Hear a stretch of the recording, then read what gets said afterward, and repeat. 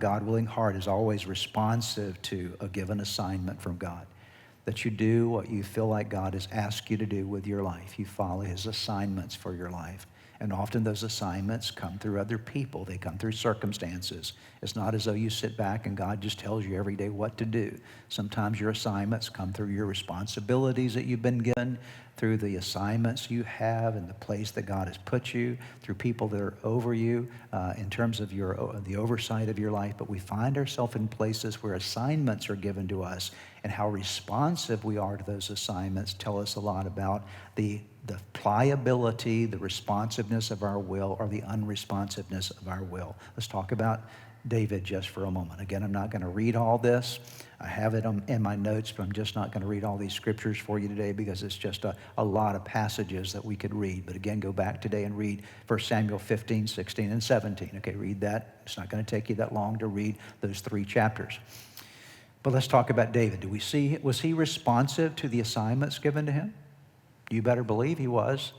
Because when Samuel says to Saul, "You're not king anymore," the next thing that we read about is that God spoke to Samuel and said, "Go down to Bethlehem and go to the house of Jesse because he has some sons. I want you to find the next king down there. He's going to be in Jesse's house. Go and call Jesse's family together because that's where the next king is."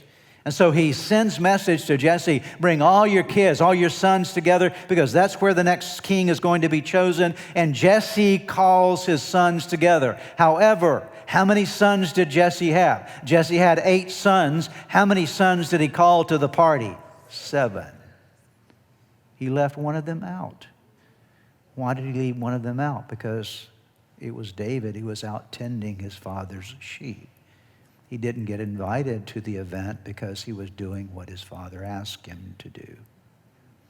Later on, I'll give you a few examples of this. Later on, when King Saul goes crazy because he's all messed up, his mind is going crazy because he's disobeyed God, and the only thing that would calm him down was somebody playing music for him. And one of the best musicians in Israel at that time was David. He was called the sweet singer of Israel. He played the harp, and often he would play his harp out there from what we can understand out in the wilderness when he's taking care of the sheep. And he was a great musician, had a real touch of God upon his life. And so when Saul would go mad, they needed someone to come into the courts of Saul and play the harp for him, play the instruments for him. And David was given the assignment to go and to play the harp for a mad King Saul, a crazy King Saul. And do you know what David did? He went and served Saul. Anytime you see David being given an assignment, he embraces the assignment. He embraces responsibility. He doesn't run from responsibility. He embraces responsibility.